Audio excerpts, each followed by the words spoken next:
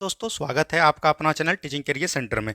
तो चलिए दोस्तों, आज हम लोग जो देखने वाले हैं, आप लोग का बहुत कमेंट था कि अर्थशास्त्र जिसका भी कल एग्जाम है वो इस वीडियो को भी देख लीजिएगा, आपको बहुत ज़्यादा हेल्प मिलेगा। क्योंकि अर्थशास्त्र से दोस्तों 8 से 9 प्रश्न अब आपके एग्जाम में पूछने जाने लगा, इसीलिए ये भी चैप्टर आपके लिए बहुत ज़्यादा इंपॉर्टेंट हो जा रहा है। तो इससे जो हम लोग पूछेंगे 2002 से लेकर 2023 तक जितने भी सभी प्रीवियस ईयर क्वेश्चन है बिहार पुलिस में पूछे गए हैं, वो सभी प्रश्न को हम लोग इस वीडियो में कवर करेंगे। और दोस्तों बता देते हैं कि इकोनॉमिक्स का ज़्यादा भौकाल आपके एग्जाम में नहीं रहता है, जो आपका पूछ दिया है वही क्वेश्चन को बार बार रिपीट करता है। इसीलिए अगर ये वीडियो को पूरा अंत तक देख लेते हैं तो अगर इकोनॉमिक्स का क्वेश्चन आएगा तो यहीं से आएगा, अन्यथा नहीं आएगा। ये चीज़ हम आपको बता देते हैं। और इसमें जो हम लोग देखेंगे, इधर उधर से क्वेश्चन नहीं देखेंगे, बल्कि चैप्टर वाइज कर लिए हम। क्या देख लिए हैं दोस्तों?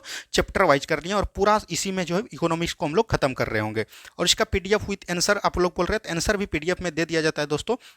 तो आपको टेलीग्राम लिंक पर ज्वाइन कर लेना, वहाँ पर आपको इसका पीडीएफ प्राप्त हो जाएगा। और कल से जो है दोस्तों आपका जो याद रखिएगा, सुबह जो है 5000 सेलेक्टिव क्वेश्चन ऑब्जेक्टिव टाइप का आपके एग्जाम के लिए आएगा। कल शाम से आपका डेली मॉक टेस्ट भी आएगा, तो उसमें एकदम जरूर पार्टिसिपेट कीजिएगा आप लोग। चलिए हम लोग आज इकोनॉमिक्स के पार्ट को एकदम शुरुआत करते हैं, एकदम शुरू से। तो देखो आज देखिए दोस्तों, आज का जो प्रश्न को है, यहाँ पर प्रश्न दिया गया है दोस्तों। देखिए क्या बोला गया, 10 वस्तुओं व सेवाओं के उत्पादन के लिए आवश्यक है। देखिए ये ऐसा कोई भी एग्जाम नहीं है जिसमें ये क्वेश्चन नहीं पूछा है। और ये देखिए बिहार पुलिस फायरमैन कांस्टेबल 2022 में ये पूछा गया क्वेश्चन है, ठीक है। तो इसमें देखिए कितना चीज़ वस्तु और सेवा के लिए उत्पादन के लिए आवश्यक है। सबसे पहले आप कोई भी चीज़ कीजिएगा तो उसके लिए आपको भूमि चाहिए। क्या दोस्तों चाहिए? भूमि चाहिए, ठीक है। उसके लिए आपको पूंजी चाहिए। क्या चाहिए दोस्तों? पूंजी चाहिए। और पूंजी जब मिल गया तो उसके लिए आपको काम करने वाला श्रम यानी मजदूर चाहिए। और उसके बाद एक और होता है, याद रखिएगा, उद्यमी, जो कि लाभ कमाता है। अब देखिए जो भूमि लगाया, जो जिसका भूमि है, जिसका भूमि आप लिए, उसको आप क्या दीजिएगा? यानी कि रेंट दीजिएगा, यानी कि बोल सकते हैं कि लगान इसको बोलते हैं। हिंदी में क्या बोलते हैं? अर्थशास्त्र में इसको लगान बोला जाता है, ठीक है। और याद रखिएगा जिसको पूंजी जो पूंजी लगाया उसको क्या मिलेगा दोस्तों? तो याद रखिएगा ब्याज मिलेगा। क्या मिलेगा? ब्याज मिलेगा। जो श्रम है यानी कि याद रखिएगा वो वेतन प्राप्त करेगा। मान के चलिए आप बिहार पुलिस में नौकरी करते हैं तो आप जो है श्रम के गिनती में आएंगे, यानी कि आप वेतन प्राप्त करेंगे। और उद्यमी को क्या होगा दोस्तों? लाभ होगा। तो यहाँ से यही चारों भाग में बांटा गया है वस्तु एवं सेवाओं के उत्पादन को। तो यहाँ से देख लीजिए, भूमि हो जाएगा, श्रम हो जाएगा, भौतिक पूंजी हो जाएगा, ये सामाजिक संस्थाएं नहीं होगा। तो ऑप्शन नंबर ए बी दोनों हो जाएगा। तो यहाँ से हमने जो है चारों आपको बताने का प्रयास किया। उम्मीद है सभी को समझ में आ गया होगा। चलिए बढ़ते हैं हम लोग अगले प्रश्न की तरफ। नेक्स्ट क्वेश्चन देखिए क्या बोला गया। नेक्स्ट क्वेश्चन है, अतिरिक्त मूल्य का सिद्धांत सबसे पहले किसने प्रतिपादन किया? यानी कि मूल्य के सिद्धांत को जो है सबसे पहले किसने प्रतिपादन किया, ये आपसे पूछा गया। तो ये किसने किया दोस्तों? तो याद रखिएगा ये जो किया था कार्ल मार्क्स ने। किसने किया था दोस्तों? कार्ल मार्क्स ने दिया था। तो ये भी चीज ध्यान रखिएगा। एक होता है दोस्तों, याद रखिएगा, धन का सिद्धांत। क्या दोस्तों? धन का सिद्धांत सबसे पहले किसने दिया था? तो ये भी चीज आपसे पूछा जाता है। तो ये दिया था दोस्तों दादा भाई नौरोजी ने। किसने दिया था दोस्तों? दादा भाई नौरोजी ने दिया था। अब देखिए यहाँ पर से अर्थशास्त्र का पुस्तक, हम अर्थशास्त्र का पिता किसको बोलते हैं, यानी अर्थशास्त्र का हम पिता की बात करेंगे तो वो आपका हो जाएगा दोस्तों एडम स्मिथ। कौन हो जाएगा दोस्तों? एडम स्मिथ हो जाएगा। तो ये भी चीज एकदम आपको ध्यान देनी है, ठीक है। तो यहां से आए दिनों प्रश्न आपसे पूछा जाता है। चलिए नेक्स्ट क्वेश्चन की तरफ बढ़िए। नेक्स्ट क्वेश्चन देखिए क्या बोला गया।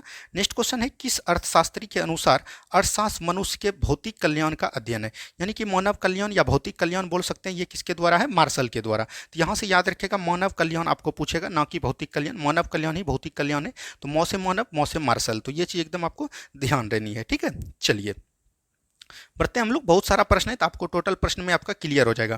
देखिए नेक्स्ट क्वेश्चन, बीएसटी अर्थशास्त्र का संबंध किससे? एक देखिए होता है दोस्तों बीएसटी अर्थशास्त्र। क्या होता है दोस्तों? एक होता है बीएसटी अर्थशास्त्र, एक होता है समष्टि अर्थशास्त्र। यहाँ पर से ध्यान से समझिए, आए दिनों ये प्रश्न पूछा जाता है।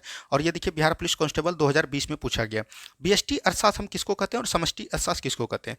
तो बीएसटी अर्थशास्त्र कहने का मतलब हुआ कि मान के चलिए कि आपका एक अकेला दुकान है, यानी कि जिसमें कि अकेला हो तो वो याद रखेगा, उसको हम लोग बोलते हैं यहाँ की बेस्टी अर्थशास्त्र। और याद रखेगा जिसमें संयुक्त पूंजी, मान के चलिए कि भारत में आपका सभी मिलकर दुकान है, तो भारत जहां पर आ गया, मान के चलिए कि आपका दुकान अकेला किसी जगह पर है और वहां पर बोलेगा कि अंतर्राष्ट्रीय दुकान या एक मार्केट या अंतर्राष्ट्रीय मार्केट, एक विद्यालय या सभी विद्यालय, जहां पर सभी की चर्चा कर देगा वहां पर आपको याद रखना है समष्टि अर्थशास्त्र होता है। तो ये भी चीज ध्यान रखिएगा।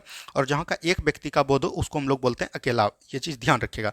आप व्यापार कर रहे हैं तो वो आपका होगा व्यष्टि अर्थशास्त्र में, लेकिन आप पूरे अंतर्राष्ट्रीय व्यापार कर रहे हैं तब हो जाएगा आपका समष्टि अर्थशास्त्र में। तो यहाँ से समझ में आ गया। तो यहाँ पर पूछ रहा है व्यष्टि अर्थशास्त्र किसको कहते हैं? तो व्यष्टि अर्थशास्त्र को याद रखिएगा माइक्रो अर्थशास्त्र भी कहते हैं। तो ये भी चीज ध्यान रखिएगा, माइक्रो इकोनॉमिक्स, और इसको बोलते हैं मैक्रो इकोनॉमिक्स। तो ये चीज ध्यान रखिएगा। और व्यक्ति अर्थशास्त्र एजेंटों पर व्यवहार से है, तो ये आपका ठीक है, व्यक्तिगत पे है। और संपूर्ण अर्थव्यवस्था की समझ हो, तो ये दोनों आपका राइट आंसर हो जाएगा। ए एवं बी क्या हो जाएगा दोस्तों? ए और बी दोनों आपका राइट आंसर आपका हो जाएगा, ठीक है। चलिए बढ़ते हैं हम लोग अगले प्रश्न की तरफ। नेक्स्ट क्वेश्चन को ध्यान से देखिए क्या बोला गया। नेक्स्ट क्वेश्चन है सरकार के सामूहिक का क्षेत्र कहलाता है, यानी कि सरकार के जो सामूहिक का क्षेत्र कहलाता है वो क्या कहलाता है, तो ये चीज आपसे पूछा गया। तो जब सरकार यहाँ दे ही दिया दोस्तों, वो क्या हो जाएगा, सार्वजनिक क्षेत्र हो जाएगा। क्या हो जाएगा दोस्तों, सार्वजनिक क्षेत्र हो जाएगा। तो ये भी चीज एकदम आपको ध्यान रखिएगा। देखिए अर्थव्यवस्था यहाँ पर से बात करते हैं कितने प्रकार के होते हैं। एक होता है पूंजीवादी अर्थव्यवस्था। क्या होता है दोस्तों, पूंजीवादी अर्थव्यवस्था। एक होता है, याद रखिएगा, राजस्व व्यवस्था। क्या होता है दोस्तों, राजस्व व्यवस्था। एक होता है दोस्तों मिश्रित अर्थव्यवस्था। क्या होता है दोस्तों, मिश्रित अर्थव्यवस्था। तो यहाँ पर से पूंजी अर्थव्यवस्था में आपका आता है अमेरिका, जिसपे कि मतलब कि व्यक्तिगत स्वतंत्रता हो, ये याद रखिएगा, मतलब कि एक व्यक्ति पर निर्भर हो, उसको हम लोग बोलते हैं पूंजीवादी अर्थव्यवस्था। ठीक है।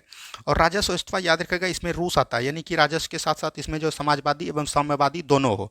और याद रखिएगा मिश्रित अर्थव्यवस्था में आपका भारत आता है। मिश्रित अर्थव्यवस्था हम उस अर्थव्यवस्था को कहते हैं जिसमें कि याद रखिएगा सरकारी के साथ साथ पूंजी अर्थव्यवस्था भी शामिल हो, उसको हम लोग मतलब निजी अर्थव्यवस्था भी शामिल हो, उसको हम लोग मिश्रित अर्थव्यवस्था कहते हैं। तो यहाँ से आपका भारत में पूछेगा कौन अर्थव्यवस्था है, तो याद रखना है मिश्रित अर्थव्यवस्था है। ठीक है, चलिए बढ़ते हैं हम लोग अगले प्रश्न की तरफ। नेक्स्ट क्वेश्चन को ध्यान से देखिए क्या बोला गया।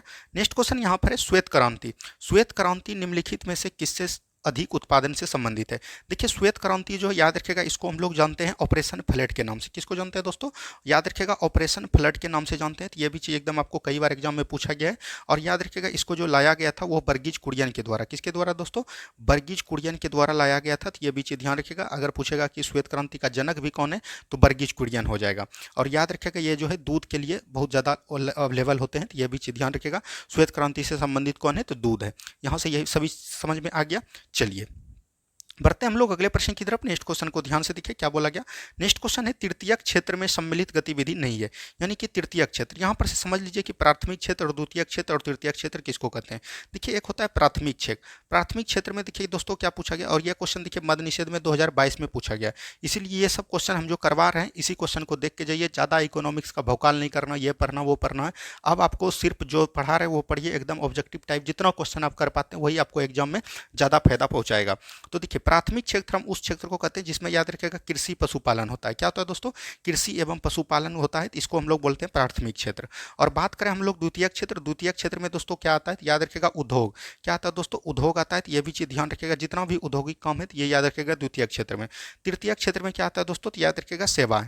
क्या आता है दोस्तों, सेवाएं आता है। जैसे आपका हो गया बैंकिंग, यातायात, मतलब कि डाक, ये सब जो सेवा वाला क्षेत्र होता है वो तृतीयक क्षेत्र में आता है। तो यहाँ पर से देखिए आपको यही पूछा गया कि तृतीयक क्षेत्र में कौन सम्मिलित गतिविधि नहीं है, यानी कि एक तृतीयक क्षेत्र में सम्मिलित नहीं है, यही आपको पूछा गया। व्यापार हो जाएगा, यातायात हो जाएगा, संदेशवाहन हो जाएगा। अभी तुरंत हमने बताया पशुपालन जो है, याद रखिएगा ये प्राथमिक क्षेत्र के अंतर्गत आते हैं। तो ऑप्शन नंबर डी बिल्कुल राइट आंसर आपका हो जाएगा। ठीक है, चलिए बढ़ते हैं हम लोग अगले प्रश्न की तरफ। नेक्स्ट क्वेश्चन देखिए क्या बोला गया। नेक्स्ट क्वेश्चन यहाँ पर दोस्तों दिया गया है, इसको थोड़ा सा छोटा कर लेते हैं, आपको बहुत ही अच्छे तरीके से दिखेगा। नेक्स्ट क्वेश्चन यहाँ पर दिया गया है, पूंजीवाद में उत्पादित वस्तुओं पर किसका स्वामित्व होता है। तो पूंजीवाद में उत्पादित वस्तुओं पर किसका स्वामित्व होता है, ये याद अभी तुरंत हमने बताया। जब पूंजीवाद दे दिया तो यहाँ पर व्यक्तिगत स्वामित्व होगा। क्या होगा दोस्तों, व्यक्तिगत स्वामित्व होगा। और सामूहिक में हमने बताया दोनों होता है, सॉरी सामाजिक में दोनों होता है, सामूहिक में। और राजस्व में हमने बताया रूस आता है, पूंजीवादी में अमेरिका आता है। और सामूहिक बोल सकते हैं कि जैसे कि सामाजिक, यहाँ पर सामूहिक तो कोई नहीं हुआ, सामाजिक जिसमें बोल सकते हैं कि मिश्रित अर्थव्यवस्था। तो यहाँ से सभी को समझ में आ गया। चलिए बढ़ते हैं हम लोग अगले प्रश्न की तरफ। नेक्स्ट क्वेश्चन देखिए, यहाँ पर से कुछ क्वेश्चन है, इसको भी ध्यान से देखिए। और ये आपका जो कब पूछा है, 2020 में पूछा गया बिहार पुलिस में। ठीक है, निम्न में से कौन सा कथन हरित क्रांति के बारे में सही है। देखिए हरित क्रांति का प्रतिपादन 1966 ईस्वी में हुआ, तो ये भी चीज ध्यान रखिएगा। और इसका प्रतिपादन किसने किया, नॉर्मन बोरलॉग ने। किसने किया दोस्तों, नॉर्मन बोरलॉग ने किया, तो ये भी चीज ध्यान रखिएगा। वहीं बात करें भारत में हरित क्रांति के पिता के नाम से कौन जानते हैं, एस एम स्वामीनाथन। कौन दोस्तों, एम एस स्वामीनाथन को जानते हैं। तो यहीं पर क्वेश्चन है, इसी से रिलेटेड बोल रहा है कि एक गलत है, गलत को चुनना है। इसका प्रारंभ 1966 में खरीफ ऋतु में हुआ, बिल्कुल ठीक है। यह प्रारंभ अधिक उपज देने वाले बीजों के उपयोग से हुआ था, तो यह भी बिल्कुल ठीक है। इसका प्रारंभ, इसका लाभ पंजाब, हरियाणा, पश्चिमी, ये जी बिल्कुल ठीक है। इधर ये पंजाब वाला इलाका में, हरियाणा वाला इलाका में इधर इसका अधिक लाभ देखने को मिला। यह केवल चावल के उत्पादन में सफल हुआ, बिल्कुल गलत है। ये चावल में नहीं, अधिकतर जो है गेहूं में हुआ। चावल में बहुत कम हुआ, लेकिन गेहूं में सबसे अधिक हुआ। तो ये भी चीज़ एकदम आपको ध्यान देनी है। चलिए बढ़ते हैं हम लोग अगले प्रश्न की तरफ। नेक्स्ट क्वेश्चन को ध्यान से देखिए क्या बोला गया दोस्तों, हरित क्रांति के जनक कौन है। हरित क्रांति का जब भारत नहीं यहाँ पर लगाएगा तो आपका नॉर्मन बोरलॉग होगा। और हम बार बार बोलते थे कि ये देखिए बिहार पुलिस में पूछा गया क्वेश्चन है। तो देखिए ये 2020 में जब 11,000 का सीट आया था दोस्तों, तो उसमें जो है ये क्वेश्चन पूछा गया था। तो ये भी चीज एकदम आपको ध्यान रखना है। वहीं अगर भारत में बोल देगा हरित क्रांति के जनक, जब तक भारत नहीं लगाए दोस्तों, तो आपको ये विश्व में नॉर्मन बोरलॉग होगा। और जब भारत आपको बोल दे तो ये हो जाएगा एम एस स्वामीनाथन। तो ये भी चीज एकदम आपको दोनों क्वेश्चन को एकदम ध्यान देके चलना है। ठीक है, चलिए बढ़ते हैं हम लोग अगले प्रश्न की तरफ। नेक्स्ट क्वेश्चन को ध्यान से देखिए। पिछले कुछ वर्षों में अर्थव्यवस्था में के किस क्षेत्र ने बिहार में सबसे तेजी से विकास दर्ज किया? यानी कि पिछले वर्षों में अर्थव्यवस्था में बिहार में सबसे तेजी का विकास जो मतलब कि अधिकतर देखने को मिला, ये दोस्तों किस में मिला है? तो याद रखिएगा ये जो है सेवा में देखने को मिला है। तो ऑप्शन नंबर बी बिल्कुल राइट आंसर आपका हो जाएगा। क्या होगा दोस्तों? ऑप्शन नंबर बी बिल्कुल राइट आंसर आपका हो जाएगा। चलिए हम लोग बढ़ते हैं अगले प्रश्न की तरफ। नेक्स्ट क्वेश्चन को ध्यान से देखिए क्या बोला गया। नेक्स्ट क्वेश्चन यहाँ पर से देखिए, अभी तुरंत हमने ये क्वेश्चन आपको बताया कि डॉक्टर वर्गीज कुरियन का नाम विख्यात है। अभी तुरंत हमने बताया किससे दोस्तों? श्वेत क्रांति से। श्वेत क्रांति मतलब हो जाएगा आपका दूध उत्पादन। यहाँ पर है नीली क्रांति। नीली क्रांति आपको याद रखना है मत्स्य उत्पादन के लिए जानी जाती है। किसके लिए दोस्तों? मत्स्य उत्पादन यानी कि मछली उत्पादन के लिए इसका प्रयोग किया जाता है। हरित क्रांति, हरित क्रांति अभी तुरंत हमने बताया ये जो है कृषि के लिए है, याद रखिएगा कृषि के लिए, और ये एम.एस. स्वामीनाथन द्वारा प्रतिपादन किया गया। काली क्रांति में भी बहुत चीज आता है, जैसे काली क्रांति में आपका आ जाता है दोस्तों मसाला। मसाला तो आपका बादामी क्रांति में आता है। काली क्रांति में आपको बताना है कि क्या आता है, अभी हमको फिलहाल ये याद नहीं है काली क्रांति, लेकिन काली क्रांति से भी कुछ आते हैं। चलिए नेक्स्ट क्वेश्चन देखिए क्या बोला गया। नेक्स्ट क्वेश्चन यहाँ पर है, भारत में कृष्ण क्रांति किस क्षेत्र से संबंधित है? तो कृष्ण क्रांति, भारत में कृष्ण क्रांति याद रखेगा पेट्रोलियम से संबंधित है। वहां पर जो दोस्तों काली क्रांति था, काली क्रांति याद रखेगा पेट्रोलियम से भी प्राप्त किया जाता है। तो यह भी चीज ध्यान देनी है, काली क्रांति आपके पेट्रोलियम से भी रिलेटेड है, और कृष्ण क्रांति और काली क्रांति दोनों एक ही होता है लगभग, तो यह याद रखेगा पेट्रोलियम से ये संबंधित है। चलिए नेक्स्ट क्वेश्चन की तरफ बढ़ते हैं हम लोग। नेक्स्ट क्वेश्चन देखिए यहाँ पर से क्या बोला गया। नेक्स्ट क्वेश्चन को ध्यान से देखिए, थोड़ा सा इसको छोटा कर लिए। नेक्स्ट क्वेश्चन यहाँ पर है दोस्तों, नेक्स्ट क्वेश्चन को ध्यान से देखिए और बनाने का प्रयास कीजिए। नेक्स्ट क्वेश्चन यहाँ पर है, भारत में श्वेत क्रांति के जनक कौन थे? तो भारत में दोस्तों श्वेत क्रांति के जनक अभी तुरंत हमने बताया कौन था, डॉक्टर वर्गीज कुरियन। और ये प्रश्न हम जो 2-3 बार लिए हैं, आपको देखने में लगेगा कि रिपीट हो गया, तो रिपीट नहीं हुआ दोस्तों। ये प्रश्न इतना बार पूछा गया है कि इसीलिए हमको 2-3 बार ये प्रश्न को लेना पड़ा। लगभग आप बोल सकते हैं कि बिहार पुलिस में लगभग ये 7 से 8 बार प्रश्न पूछ दिया गया है, और दरोगा में भी ये पूछा गया क्वेश्चन है, इसीलिए ये क्वेश्चन को एकदम आपको देख के जाना चाहिए। ठीक है, चलिए नेक्स्ट क्वेश्चन की तरफ बढ़िए। नेक्स्ट क्वेश्चन देखिए क्या बोला गया दोस्तों। नेक्स्ट क्वेश्चन है, किसी कृषि पर आधारित जनसंख्या की निर्भरता किस प्रकार की अर्थव्यवस्था के लक्षण है? यानी कृषि पर आधारित जो जनसंख्या होता है निर्भर करता है वो किस प्रकार की अर्थव्यवस्था का मिश्रण है, तो ये चीज बोला गया। तो कृषि पर कौन करेगा दोस्तों? अल्प विकसित होगा। क्या होगा? ज्यादा नहीं होगा। याद रखिएगा भारत में जो कृषि का उत्पादन किया जाता है वो जो है जीविकोपार्जन के लिए किया जाता है। किसके लिए? जीवन पर्याप्त करने के लिए। ये भी चीज ध्यान रखिएगा, ये कृषि का उत्पादन किया जाता है। चलिए बढ़ते हैं हम लोग अगले प्रश्न की तरफ। नेक्स्ट क्वेश्चन को ध्यान से देखिए क्या बोला गया।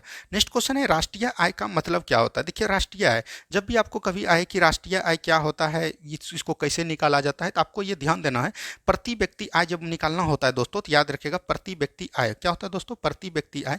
तो प्रति व्यक्ति आय जब निकालने का बात आता है तो उसमें याद रखिएगा कुल जो है राष्ट्रीय आय जितना हुआ है भारत देश में, याद रखिएगा, और कुल देश की जनसंख्या, तो यहाँ पर से ये जनसंख्या से जब इसमें भाग दे दीजिएगा तो इसको आपको निकल जाएगा प्रति व्यक्ति आय। क्या निकलेगा दोस्तों? प्रति व्यक्ति आय निकल जाएगा। और प्रति व्यक्ति आय यहाँ मतलब कहने का है, राष्ट्रीय आय का मतलब कहने का है उत्पादन में साधनों का जो आय होता है उसी को हम लोग बोलते हैं राष्ट्रीय आय। ये भी चीज ध्यान रखिएगा, और ये देखिए 2022 में ये क्वेश्चन पूछा गया है। ठीक है, चलिए बढ़ते हैं हम लोग अगले प्रश्न की तरफ। नेक्स्ट क्वेश्चन को ध्यान से देखिए क्या बोला गया। जीडीपी से क्या तात्पर्य? जीडीपी का फुल फॉर्म क्या होता है दोस्तों? याद रखिएगा ग्रॉस डोमेस्टिक प्रोडक्ट। क्या होता है दोस्तों? Gross domestic. यहाँ पर से कभी कभी आपको फुल फॉर्म नहीं देगा, ये इंग्लिश में ही दे देगा, तो याद रखिएगा ग्रॉस डोमेस्टिक प्रोडक्ट होता है। तो ये भी चीज ध्यान रखिएगा। इसको हम लोग बोलते हैं सकल घरेलू उत्पाद। क्या बोलते हैं दोस्तों? सकल घरेलू उत्पाद बोलते हैं। तो ये भी चीज एकदम आपको ध्यान देनी है, और ये देखिए 2022 में ये क्वेश्चन आपके लिए पूछा गया है। चलिए बढ़ते हैं हम लोग अगले प्रश्न की तरफ। नेक्स्ट क्वेश्चन देखिए क्या बोला गया। नेक्स्ट क्वेश्चन है, देशों के बीच विकास की तुलना करने के लिए हेतु उपयोगी मापक है। यानी कि देशों की विकास के लिए क्या है, तो याद रखिएगा देशों की जो बीच की विकास के लिए अगर तुलना करेंगे तो हम लोग प्रति व्यक्ति आय को मापेंगे। और अभी तुरंत हमने बताया प्रति व्यक्ति आय कैसे निकालेंगे, मतलब कि राष्ट्रीय आय, कुल भारत की राष्ट्रीय आय अब बटे कुल जनसंख्या से जब इसमें भाग दे देंगे तो ये आपका निकल जाएगा प्रति व्यक्ति आय। तो यहाँ से ये भी चीज ध्यान रखिएगा, और यह भी क्वेश्चन देखिए 2022 में पूछा गया है। सभी क्वेश्चन को लिया गया, 2022 हो 20 हो, वो आपको सभी को देख के जाना चाहिए। नेक्स्ट क्वेश्चन देखिए, कृषि का भारतीय जीडीपी में लगभग प्रतिशत में कितना योगदान है? तो कृषि में बात करिएगा जीडीपी से, तो ये अभी जो है वर्तमान में अगर 2022-23 की देखें हम, 23-24 की, 23-24 तो नहीं आया, 22-23 की अगर देखें हम दोस्तों, तो इसमें कुल 18% है। ठीक है, तो यहाँ पर से अभी उस समय जो पूछा गया था तो ये 25% है, तो ये भी चीज ध्यान रखिएगा, लेकिन अभी वर्तमान में हमने आपको बता दिया ये 18% है। ठीक है, चलिए नेक्स्ट क्वेश्चन की तरफ बढ़ते हैं हम लोग। नेक्स्ट क्वेश्चन को ध्यान से देखिए क्या बोला गया। भारत में राष्ट्रीय आय का आकलन किया जाता है। तो भारत में जो राष्ट्रीय आय का आकलन किया जाता है दोस्तों किस विधि द्वारा, तो याद रखिएगा उत्पादन और आय विधियों द्वारा। किसके द्वारा दोस्तों? उत्पादन कितना हुआ और आय कितना की, ये भी चीज दोनों विधि द्वारा हम लोग जो है भारत में राष्ट्रीय आय का आकलन किया जाता है। तो ये दोनों चीजों को एकदम आपको ध्यान देनी है। चलिए बढ़ते हम लोग अगले प्रश्न की तरफ। नेक्स्ट क्वेश्चन को ध्यान से देखिए क्या बोला गया। भारत में पहली बार किसने वार्षिक आय को अनुमानित किया था? तो भारत ने पहली बार जो वार्षिक आय को अनुमानित किया था दोस्तों, वो क्या था? दादा भाई नौरोजी ने। और इनका एक पुस्तक था, याद रखिएगा, poverty and British rule in India. क्या था दोस्तों? Poverty British rule in India. याद रखिएगा, poverty in British rule in India, तो ये भी चीज़ ध्यान रखिएगा। और इसी पुस्तक में इसने जो है, याद रखिएगा, धन के सिद्धांत का भी प्रतिपादन किया था। और याद रखिएगा, इसने जो वार्षिक आय बताया था, ये बताया था 20 रुपया प्रति व्यक्ति आय। क्या बताया था दोस्तों? 20 रुपया प्रति व्यक्ति आय। तो ये भी चीज़ एकदम आपको ध्यान देना है, कई बार इस तरह के भी प्रश्न आपको देखने को मिलेंगे। चलिए नेक्स्ट क्वेश्चन की तरफ बढ़ते हैं हम लोग। नेक्स्ट क्वेश्चन को ध्यान से देखिए क्या बोला गया। नेक्स्ट क्वेश्चन है, भारत में राष्ट्रीय आय का लेखा जोखा द्वारा प्रकाशित किया जाता है। मतलब कि भारत में जो राष्ट्रीय आय का लेखा जोखा होता है, किसके द्वारा प्रशासित किया जाता है? तो याद रखिएगा, सीएसओ के द्वारा प्रशासित किया जाता है। इसको हम लोग बोलते हैं केंद्रीय सांख्यिकी संगठन। ठीक है, तो यहाँ पर से ऑप्शन नंबर डी बिल्कुल राइट आंसर आपका हो जाएगा। क्या होगा दोस्तों? ऑप्शन नंबर डी बिल्कुल राइट आंसर आपका हो जाएगा। चलिए नेक्स्ट क्वेश्चन की तरफ बढ़िए। नेक्स्ट क्वेश्चन को ध्यान से देखिए, यहाँ पर से क्या बोला गया। नेक्स्ट क्वेश्चन यहाँ पर है, सकल घरेलू उत्पाद यानी कि ग्रॉस डोमेस्टिक प्रोडक्ट के बारे में बता दिया है, किसके सभी भी मूल्यों में, सभी के मूल्यों में रूप में परिभाषित किया जाता है। तो ग्रॉस डोमेस्टिक प्रोडक्ट किसको बोलते हैं दोस्तों? तो ये भी चीज ध्यान रखिएगा, जीडीपी। जीडीपी हम किसको बोलते हैं? तो यहाँ पर से आए दिनों ये प्रश्न पूछा जाता है कि जीडीपी क्या होता है, एनएनपी क्या होता है। तो यहाँ पर से आपको ध्यान रखना है कि किसी अर्थव्यवस्था में एक वर्ष में उत्पादित अंतिम वस्तु एवं सेवाएं जितनी होती है, उसी को हम लोग बोलते हैं सकल घरेलू उत्पाद। तो ऑप्शन नंबर ए ही आपका यहाँ पर राइट आंसर आपका हो जाएगा। ऑप्शन नंबर ए बिल्कुल राइट आंसर आपका हो जाएगा। ठीक है, चलिए बढ़ते हैं हम लोग अगले प्रश्न की तरफ। नेक्स्ट क्वेश्चन देखिए क्या बोला गया। जीडीपी सकल घरेलू उत्पाद के खोजकर्ता कौन थे? तो याद रखिएगा, इनके जो खोजकर्ता थे वो थे उबर्टो सुलपासो। क्या था दोस्तों? उबर्टो सुलपासो। ये एकदम ध्यान याद रखिएगा। आपका ये क्वेश्चन आपका वीवीआई हो जाता है, और ये क्वेश्चन अगर आ जाएगा तो बहुत सारा विद्यार्थी गलत करेगा, तो ये क्वेश्चन आपको एकदम ध्यान देनी है। चलिए नेक्स्ट क्वेश्चन की तरफ बढ़िए। नेक्स्ट क्वेश्चन देखिए क्या बोला गया। नेक्स्ट क्वेश्चन है, इकाई संतुलन बजट गुणांक का तात्पर्य यह है कि अगर करों में 1 रुपया की वृद्धि के कारण सरकारी आय में 1 रुपया बढ़ता है तो राष्ट्रीय आय क्या होगा? जब कर का वृद्धि भी बढ़ गया और सरकारी व्यय यानी खर्च भी बढ़ गया तो राष्ट्रीय आय क्या होगा? तो ये भी बढ़ जाएगा, तो यानी 1 रुपया से बढ़ जाएगा। तो ऑप्शन नंबर सी बिल्कुल राइट आंसर आपका हो जाएगा। और ये देखिए 2020 में पूछा गया है, और उम्मीद है कि ये सब क्वेश्चन बार बार दोहराते हैं, तो इसीलिए ये सब क्वेश्चन को हम क्या आपके बीच ला दिए हैं। नेक्स्ट क्वेश्चन देखिए, जब नियोजित विनियोग बचत से अधिक होता है तो क्या होता है? जब नियोजित विनियोग बचत से अधिक होता है, यानी कि विनियोग जो विधेयक से दोस्तों अधिक हो गया, तो वो क्या होता है? तो याद रखिएगा, ब्याज की दर जो है घट जाती है। क्या होता है दोस्तों? ब्याज की दर जो होती है वो घट जाती है। तो ये भी चीज एकदम आपको ध्यान देनी है। चलिए नेक्स्ट क्वेश्चन की तरफ बढ़िए। नेक्स्ट क्वेश्चन को ध्यान से देखिए क्या बोला गया। नेक्स्ट क्वेश्चन है, निम्न में से किसके कारण राष्ट्रीय आय का चक्राकार प्रवाह में आयकर घटता है? यानी कि किस में राष्ट्रीय आय का चक्राकार प्रवाह का आयकरण घटता है? तो ये चीज बोला गया। तो ये जो है आयात में घटता है। किस में घटता है दोस्तों? जब हम किसी वस्तु को आयात करते हैं तो वहां पर जो है याद रखिएगा, राष्ट्रीय आय का चक्राकार यानी कि प्रवाह का आकार घट जाता है। तो ये भी चीज ध्यान देनी है। चलिए बढ़ते हैं हम लोग अगले प्रश्न की तरफ। नेक्स्ट क्वेश्चन देखिए क्या बोला गया। किस वर्ष को भारत में आर्थिक सुधारों की प्रक्रिया का आरंभ काल माना जाता है? यानी कि किस वर्ष में भारत में आर्थिक सुधारों का प्रक्रिया का जब इसमें बोला कि आरंभ काल माना जाता है, तो याद रखिएगा ये 1991 में माना जाता है। कब माना जाता है दोस्तों? 1991 में माना जाता है। और उस समय याद रखिएगा प्रधानमंत्री जो था दोस्तों वो कौन था? पट्टाभी सीतारमैया था। कौन था दोस्तों? पट्टाभी सीतारमैया था। तो ये भी चीज ध्यान रखिएगा। और यहाँ पर याद रखिएगा उस समय जो आपको पूछेगा कि वित्त मंत्री कौन था, वित्त मंत्री भी आपसे कभी कभी पूछ देता है, तो याद रखिएगा उस समय था डॉक्टर मनमोहन सिंह। कौन था दोस्तों? डॉक्टर मनमोहन सिंह था। तो ये भी चीज एकदम आपको ध्यान देनी है। पट्टाभी सीतारमैया नहीं दोस्तों, तो याद रखिएगा उस समय थे पीवी नरसिम्हा राव। कौन थे दोस्तों? पीवी नरसिम्हा राव थे। तो ये भी चीज एकदम आपको ध्यान देना है। कई बार जो है यहाँ पर ये 1991 में जब ये लागू हुआ तो इसमें जो है याद रखिएगा 3 तरह के विचार अपनाए गए। जैसे पहला था दोस्तों उदारीकरण। क्या था दोस्तों? उदारीकरण था। उसके बाद याद रखिएगा यहाँ था निजीकरण। निजीकरण करना था, तो ये भी चीज ध्यान रखिएगा। और जो याद रखिएगा उदारीकरण हो गया, निजीकरण हो गया, और एक करना था जिसका नाम था वैश्वीकरण। तो ये भी विचार किया गया था उसी समय 91 में। तो ये भी चीज ध्यान देनी है। ठीक है, तो यहाँ से राइट आंसर हो जाएगा ऑप्शन नंबर सी। चलिए बढ़ते हैं हम लोग अगले प्रश्न की तरफ। नेक्स्ट क्वेश्चन को ध्यान से देखिए क्या बोला गया। नेक्स्ट क्वेश्चन है, भारत की प्रथम पंचवर्षीय योजना किस सन में आरंभ हुई? तो अब देखिए यहाँ पर से प्रथम पंचवर्षीय योजना होता है, तो यहाँ पर से 4-5 पंचवर्षीय योजना एकदम आपको पता रहनी चाहिए। देखिए भारत की जो प्रथम पंचवर्षीय योजना हुआ था दोस्तों वो कब हुआ था? तो आपको पता है जवाहरलाल नेहरू भारत के प्रधानमंत्री थे, और उसी केस में याद रखिएगा 1951 से लेकर 55 तक ये पंचवर्षीय योजना देखने को मिला था। और यह पूछा जाता है कि किस मॉडल पर था? तो आपको याद रखना हेरेड डोमल मॉडल पर। किससे था दोस्तों? हेरेड डोमल मॉडल पर था। और सबसे पहले ये कृषि पर बल दिया था। यही द्वितीय की बात करें तो द्वितीय याद रखना है, यह जो था दोस्तों 1955 से लेके याद रखिएगा 1951 से लेके 55 तक था दोस्तों। उसके बाद 56 से लेके 61 तक यह द्वितीय पंचवर्षीय योजना था। और याद रखिएगा ये जो है पीसी महालनोबिस पर आधारित था। किस पे था दोस्तों? पीसी महालनोबिस पर। वहीं तृतीया की बात करिएगा तो तृतीया याद रखिएगा दोस्तों 61 से लेके कब सा था दोस्तों? 66 तक था। कब तक था दोस्तों? 66 तक था। यह भी चीज ध्यान रखिएगा। और यह जो ध्यान रखिएगा तृतीया जो था दोस्तों ये गॉडकिल मॉडल पर आधारित था। किस पे दोस्तों? गॉडकिल मॉडल पर आधारित था। उसके बाद याद रखिएगा 66 से 69 तक जो है इसमें जो है योजना अवकाश रहता है। तो ये भी चीज एकदम आपको ध्यान रखनी है। वहाँ 1951 से 56 कर लीजिए इसको। तो ये आपका था। तो यहीं पर पूछा जा रहा है, तो यहाँ पर से ध्यान से देखिए क्या पूछा जा रहा है। भारत की प्रथम पंचवर्षीय योजना किस सन में प्रारंभ हुई? तो 1951 में प्रारंभ हुई। तो ऑप्शन नंबर बी बिल्कुल राइट आंसर आपका हो जाएगा। ठीक है, चलिए बढ़ते हम लोग अगले प्रश्न की तरफ। नेक्स्ट क्वेश्चन को ध्यान से देखिए। 10वीं पंचवर्षीय योजना प्रारंभ हो गई थी। तो 10वीं पंचवर्षीय योजना दोस्तों कब प्रारंभ हुआ था? तो याद रखिएगा ये जो है 2002 से लेके 2007 तक चला था। कब तक चला था दोस्तों? 2002 से लेके 2007 तक। तो यहाँ पर से हो जाएगा जनवरी 2002 से। कब दोस्तों? जनवरी 2002 से। ऑप्शन नंबर ए बिल्कुल राइट आंसर आपका हो जाएगा। नेक्स्ट क्वेश्चन की तरफ बढ़िए। नेक्स्ट क्वेश्चन देखिए क्या बोला गया।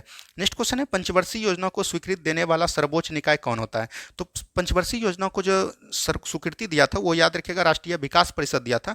और इसकी स्थापना 1952 में की गई थी। कब की गई थी दोस्तों? 1952 में। तो ऑप्शन नंबर सी बिल्कुल राइट आंसर आपका हो जाएगा। ठीक है, चलिए नेक्स्ट क्वेश्चन की तरफ बढ़िए। नेक्स्ट क्वेश्चन देखिए यहाँ पर से दिया गया है प्रथम पंचवर्षीय योजना। ये दोस्तों कब हुआ था? अभी तुरंत हमने बताया 1951 से 56। तो ये हो जाएगा बी। उसके बाद वार्षिक योजना। वार्षिक योजना हम उसको बोलते हैं दोस्तों, याद रखिएगा वार्षिक योजना। वार्षिक योजना कहने का मतलब है ये हो जाएगा 1969 से 74 के बीच हो जाएगा। कब होगा दोस्तों? ये तो 1978 के बीच 1974। ये तो चौथी पंचवर्षीय योजना होगा, यानी 3 का हो जाएगा डी। ठीक है, और याद रखिएगा रोलिंग प्लान। रोलिंग प्लान अभी तुरंत हमने बताया जो आपका मतलब कि 3 साल का अवकाश चला था उसी को हम लोग बोलते हैं रोलिंग प्लान। तो ये हो जाएगा आपका ए। ये वार्षिक योजना जो याद रखिएगा ये जो है 1978 से 79 के बीच रहा था। तो ये भी चीज ध्यान रखिएगा। तो यहाँ पर से हो जाएगा सी, यानी बी सी डी ए हो जाएगा। B C D A option number A बिल्कुल राइट आंसर आपका हो जाएगा। चलिए नेक्स्ट क्वेश्चन की तरफ बढ़िए। नेक्स्ट क्वेश्चन देखिए क्या बोला गया। नेक्स्ट क्वेश्चन है भारतीय नियोजन के वास्तुकार कौन थे? तो भारतीय नियोजन का वास्तुकार यहाँ पर पूछा जाएगा। तो ये दोस्तों पीसी महालनोबिस हो जाएगा। ऑप्शन नंबर बी बिल्कुल राइट आंसर आपका हो जाएगा। क्या होगा दोस्तों? ऑप्शन नंबर बी बिल्कुल राइट आंसर आपका हो जाएगा। चलिए नेक्स्ट क्वेश्चन की तरफ बढ़िए। नेक्स्ट क्वेश्चन देखिए क्या बोला गया। नेक्स्ट क्वेश्चन है किस पंचवर्षीय योजना का मुख्य उद्देश्य तीव्र और अधिक समावेशी वृद्धि था? यानी कि समावेशी वृद्धि की जब भी बात करेगा तो ये दोस्तों 12वीं पंचवर्षीय योजना था। तो ये भी चीज ध्यान देना है। तो ऑप्शन नंबर ए बिल्कुल राइट आंसर आपका हो जाएगा। और 12वीं पंचवर्षीय योजना याद रखिएगा 2000 लेके ये 12 से लगभग 17 के बीच चला था। तो ये भी चीज एकदम आपको ध्यान देनी है। चलिए नेक्स्ट क्वेश्चन की तरफ बढ़िए। नेक्स्ट क्वेश्चन देखिए क्या बोला गया। नेक्स्ट क्वेश्चन है 7वीं पंचवर्षीय योजना के अंतर्गत अपनाई गई विकास व्यूह रचना थी। यानी कि 7वीं पंचवर्षीय योजना के जो क्या अपनाया गया था, तो ये भी चीज ध्यान रखिएगा। तो इसमें जो अपनाया गया था दोस्तों औद्योगिक विकास एवं उन्मुख समवर्ती। तो ऑप्शन नंबर सी बिल्कुल राइट आंसर यहाँ से आपका हो जाएगा। ठीक है, चलिए नेक्स्ट क्वेश्चन देखिए क्या बोला गया। नेक्स्ट क्वेश्चन है किस भारतीय योजना का उद्देश्य अधिक तीव्र अधिक समावेशी एवं सतत विकास था? तो अभी तुरंत हमने बताया समावेशी विकास कब में है दोस्तों? 12वीं पंचवर्षीय योजना में। तो यही हो जाएगा ऑप्शन नंबर सी बिल्कुल राइट आंसर। और यह 2020 में पूछा गया क्वेश्चन है। चलिए नेक्स्ट क्वेश्चन की तरफ बढ़िए। नेक्स्ट क्वेश्चन देखिए क्या बोला गया। निम्नलिखित में से कौन सी संख्या पंचवर्षीय योजना के क्रियान्वयन के जिम्मेदार है? यानी कि पंचवर्षीय योजना, पंचवर्षीय योजना में क्या दिया गया दोस्तों? याद रखिएगा गरीबी उन्मूलन पर इसने नारा दिया था। तो यह भी चीज ध्यान रखिएगा। तो यहाँ पर से योजना आयोग पर यह आधारित था। योजना आयोग देखिए इसका स्थापना कब हुआ था दोस्तों? तो याद रखना है 15 मार्च 1950 को किया गया था।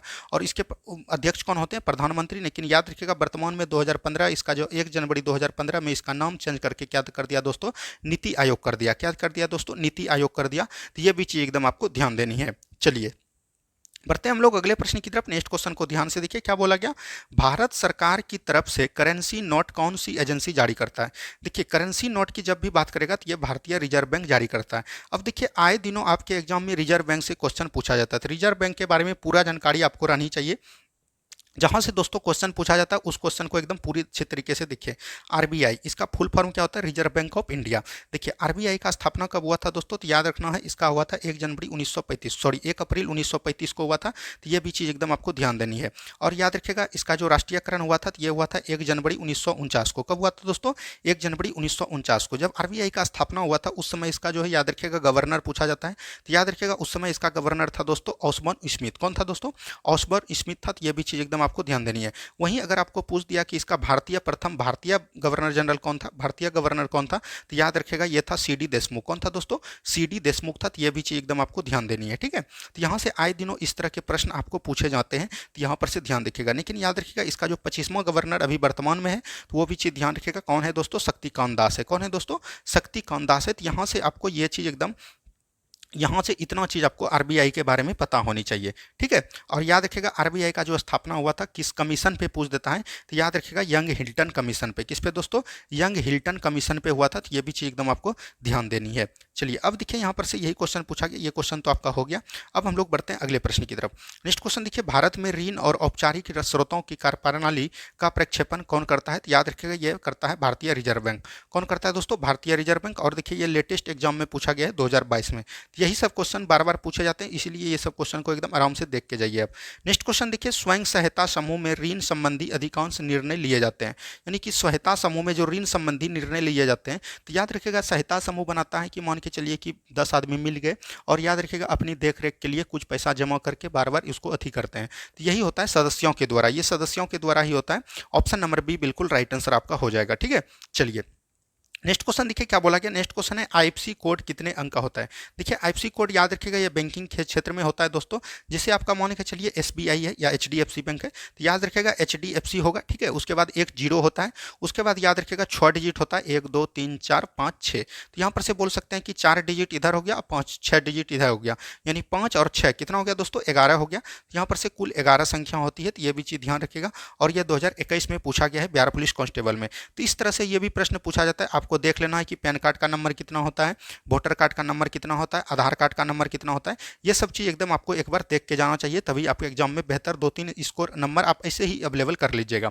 नेक्स्ट क्वेश्चन देखिए क्या बोला गया। नेक्स्ट क्वेश्चन है निम्न में से कौन सी मुद्रा का प्राथमिक कार्य है? यानी कि मुद्रा का प्राथमिक कार्य क्या होता है दोस्तों? तो याद रखिएगा मुद्रा का जो प्राथमिक कार्य होता है मूल्य का माप करना। क्या दोस्तों? मूल्य का माप करना, यह मुद्रा का प्राथमिक कार्य होता है, ठीक है। चलिए बढ़ते हैं हम लोग अगले प्रश्न की तरफ। नेक्स्ट क्वेश्चन ध्यान से देखिए क्या बोला गया। ग्रामीण बैंक का संस्थापक कौन था? देखिए ग्रामीण बैंक का संस्थापक दोस्तों मोहम्मद यूनुस था। मोहम्मद यूनुस था। तो याद रखिएगा 2002 को इसको जो है ये भारत सरकार द्वारा पर मतलब कि नोबेल पुरस्कार भी मिला है, ये भी चीज़ ध्यान रखिएगा। तो ग्रामीण बैंक का संस्थापक कौन था? मोहम्मद यूनुस। और ये कहाँ के थे? तो ये भी चीज़ ध्यान रखिएगा, बांग्लादेश के थे। कहाँ के थे दोस्तों? बांग्लादेश का था, लेकिन बांग्लादेश का तभी बुरा हाल चल रहा है, तो ये भी चीज़ ध्यान देनी है। चलिए नेक्स्ट क्वेश्चन की तरफ बढ़िए। नेक्स्ट क्वेश्चन देखिए क्या बोला गया। वह दर जिस पर बैंक भारतीय रिजर्व बैंक को ऋण देता है, वह दर जिस पर भारतीय रिजर्व बैंक बैंकों को ऋण देता है उसको हम लोग बोलते हैं रिवर्स रेपो रेट। क्या बोलते हैं दोस्तों? रिवर्स रेपो रेट बोलते हैं। तो ये भी चीज ध्यान रखिएगा, रिवर्स रेपो रेट यहाँ पर से हो जाएगा रिवर्स रेपो दर। ऑप्शन नंबर सी बिल्कुल राइट आंसर आपका हो जाएगा। रिवर्स रेपो रेट कहने का मतलब हुआ कि जितने भी बैंक हैं वो कुछ अपना मतलब हिस्सा अपने अनुपात के रूप में जो है आरबीआई में जमा करेंगे, तो ये भी चीज ध्यान देनी है। तो ऑप्शन नंबर यहाँ से हो जाएगा reverse repo rate. Option number C बिल्कुल राइट आंसर आपका हो जाएगा, ठीक है। चलिए दोस्तों कल जिसका एग्जाम है उसको अब कुछ नहीं करना, एकदम फ्री मोड में आप जाइए एग्जाम देने के लिए। आपके लिए एकदम बेस्ट ऑफ लक है। और अगर आपको क्वेश्चन पता चल पाए तो क्वेश्चन को बताना है कि कैसे क्या क्वेश्चन आया, ताकि आने वाले विद्यार्थी को आपके भाई बहन को प्रॉफिट मिल सके, ठीक है। नेक्स्ट क्वेश्चन देखिए क्या बोला गया। भारत में राष्ट्रीयकृत बैंकों की संख्या कितनी है? देखिए भारत में राष्ट्रीयकृत 1969 दोस्तों 1969 में याद रखिएगा 14 बैंकों का राष्ट्रीयकरण किया गया था। तो ये भी चीज़ ध्यान रखिएगा। तो यहाँ पर से जिसका 50 करोड़ से प्लस पूंजीवाद था तो उसको इंदिरा गांधी के द्वारा 14 बैंकों का राष्ट्रीयकरण किया गया। लेकिन याद रखिएगा इसमें जो है 2013 में दोस्तों 8 15 13 बैंकों को विलय करके उसमें 5 बैंक बना दिया। अभी अगर वर्तमान में बात कीजिएगा तो ये 12 ही राष्ट्रीयकृत बैंक है। तो यहाँ पर से ऑप्शन में एक भी नहीं है, तो उस टाइम के अनुसार से 14 आप लेके चल सकते हैं। लेकिन अभी जब पूछेगा वर्तमान में तो ये 12 राष्ट्रीयकृत बैंक है, ठीक है। चलिए नेक्स्ट क्वेश्चन देखिए क्या बोला गया। नेक्स्ट क्वेश्चन है 1 रुपये का नोट किसके द्वारा जारी किया जाता है? देखिए ये दरोगा में भी पूछा है, फिर से ये दरोगा में पूछा, यानी 18 और 16 दोनों में पूछा गया था। और ये याद रखिएगा ग्रुप डी में भी पूछा गया है और रेलवे में पूछा गया। तो दोस्तों जो भी रेलवे का फॉर्म भरे उसके लिए कोई दिक्कत नहीं है। जैसे ही बिहार पुलिस का एग्जाम होगा हम लोग रेलवे का एकदम बहुत ही बेहतरीन तरीके से पूरा प्रीवियस ईयर क्वेश्चन अच्छी तरीके से देखने का प्रयास करेंगे। तो रेलवे वाले के विद्यार्थी को घबराना नहीं है, उसके लिए भी बहुत एकदम इंपॉर्टेंट आएगा।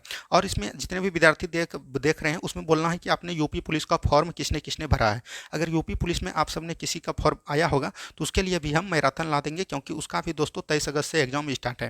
तो आपको कमेंट करना है कि यूपी पुलिस के कितने विद्यार्थी हैं, तो ये भी चीज़ ध्यान रखिएगा। और इसमें दोस्तों दरोगा का तैयारी कितना करता है ये भी चीज़ ध्यान रखिएगा। मेरा मेन उद्देश्य जो चैनल बनाने का था दरोगा विद्यार्थी के लिए था, तो वो भी बताइएगा। दरोगा विद्यार्थी के लिए एकदम कहीं नहीं जाना है, उसके लिए एकदम महत्वपूर्ण से क्यूज चलाया जाएगा। घटना चक्र का पूरा हम कोस्ट करवा देंगे, हिस्ट्री पॉलिटी ज्योग्राफी। तो वो सब विद्यार्थी को कहीं जाने की जरूरत नहीं है, पूरा सिलेबस आपका कवर होगा एकदम विथ फ्री, एकदम कोई इसमें चार्जेबल नहीं है, तो ये आपको पता है।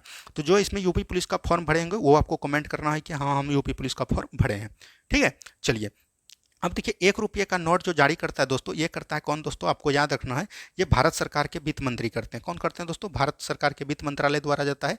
और इसमें आपको पूछा जाता है कि सिग्नेचर किसका होता है, यानी कि हस्ताक्षर किसका होता है। तो याद रखिएगा, इसमें अगर सिग्नेचर की बात करेगा तो ये वित्त सचिव का होता है। किसका होता है दोस्तों, वित्त सचिव का होता है। वही अगर बात करें 2 रुपया से लेके 2000 तो विबंध हो गया, 2000 से रुपया से लेके 500 रुपया तक वो आपको रिजर्व बैंक ऑफ इंडिया जारी करते हैं। तो ये भी चीज़ एकदम आपको ध्यान देनी है, ठीक है। चलिए नेक्स्ट क्वेश्चन देखिए क्या बोला गया। भारत में 14 बैंकों का राष्ट्रीयकरण किस वर्ष हुआ था, तभी तुरंत हमने बताया 1969 में। कब हुआ था दोस्तों, 1969 में।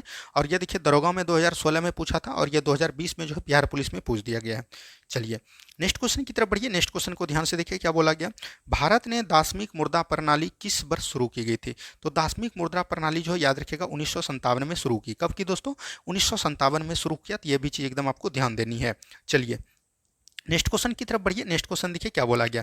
रिजर्व बैंक ऑफ इंडिया के प्रथम भारतीय राज्यपाल मतलब कि गवर्नर कौन थे। तभी तुरंत हमने बताया जब भारतीय पूछ देगा तो ये कौन हो जाएगा, सीडी देशमुख हो जाएगा। तो ये भी चीज एकदम आपको ध्यान देना है। ऑप्शन नंबर ए बिल्कुल राइट आंसर आपका हो जाएगा, ठीक है। चलिए नेक्स्ट क्वेश्चन की तरफ बढ़िए। नेक्स्ट क्वेश्चन देखिए क्या बोला गया। बैंक दर को बढ़ाने का प्रभाव कम हो जाएगा यदि, यानी कि बैंक दर का प्रभाव अगर बढ़ाने का कम हो जाएगा तो याद रखिएगा वो जो है सीआरआर को कम कर दीजिए। तो इसका होता है दोस्तों कैश रिजर्व रेशियो। तो ये भी चीज़ ध्यान रखिएगा, कैश रिजर्व रेशियो को अगर कम देते हैं, रिपो रेट को कम कर देते हैं, तो आपका जो है प्रभाव भी कम हो जाएगा। तो ये भी चीज़ ध्यान देनी है। चलिए नेक्स्ट क्वेश्चन की तरफ बढ़िए। नेक्स्ट क्वेश्चन देखिए क्या बोला गया। निम्न में से उनकी पहचान करें जो रिजर्व बैंक का कार्य नहीं है, यानी कि रिजर्व बैंक का कार्य कौन नहीं है। तो ये भी चीज़ देखिए, ये जो 2018 में पूछा गया था, लेकिन अगर अभी को 64 पोस्ट का कोई भी दरोगा का एग्जाम दिए होंगे पीटी और मेंस, इसमें दोनों में ये क्वेश्चन पूछा गया है। तो इसीलिए ये क्वेश्चन आपके लिए ज़्यादा इंपॉर्टेंट हो जाता है। मे भी हो सकता है कि ये क्वेश्चन आपके लिए एग्जाम बिहार पुलिस में किसी शिफ्ट में पूछ दिया जाए। तो देखिए भारतीय रिजर्व बैंक जो जारी करते हैं दोस्तों, वो विदेशी विनिमय भंडार का संरक्षण करते हैं, करेंसी भी जारी करते हैं। जनता से इससे कोई रिलेटेड नहीं है, तो जनता द्वारा ये जमाव को नहीं करेगा। तो ये सब दोस्तों याद रखिएगा, यह जो है ग्रामीण सब बैंक करते हैं, एसबीआई करते हैं, एचडीएफसी करते हैं, लेकिन इसको जनता द्वारा कोई भी इसमें प्रतिपादन नहीं होता है। तो ये भी चीज़ ध्यान रखिएगा। और नकद आरक्षण का संरक्षण भी करता है। तो ये भी चीज़ एकदम आपको ध्यान देनी है। तो ऑप्शन नंबर सी यहाँ पर से गलत है, तो ऑप्शन नंबर सी बिल्कुल राइट आंसर आपका हो जाएगा, ठीक है।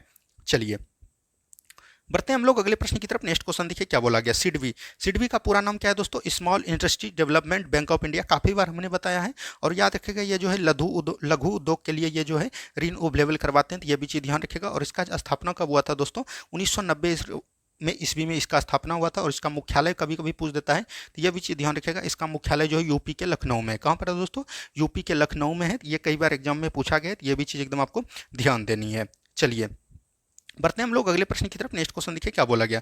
नेक्स्ट क्वेश्चन है आरक्षित नकदी निधि अनुपात को समझाया जा सकता है। आरक्षित नकदी अनुपात उसी को बोलते हैं दोस्तों कैश रिजर्व रेशियो, यानी कि रिवर्स रेपो रेट जो बोलते हैं उसको, उसी को हम लोग बोलते हैं आरक्षित निधि। इसका हिंदी हो जाता है। तो ये यही हुआ दोस्तों, जमा राशि का अंश जो आरबीआई के पास रखते हैं उसी को हम लोग बोलते हैं आरक्षित नकदी निधि। तो ऑप्शन नंबर ए ही बिल्कुल राइट आंसर आपका हो जाएगा। बस क्वेश्चन के लैंग्वेज को चेंज किया है। और ये क्वेश्चन देखिए क्या पूछा है, 2020 में पूछा है, ठीक है। चलिए बढ़ते हैं हम लोग अगले प्रश्न की तरफ। नेक्स्ट क्वेश्चन को ध्यान से देखिए क्या बोला गया।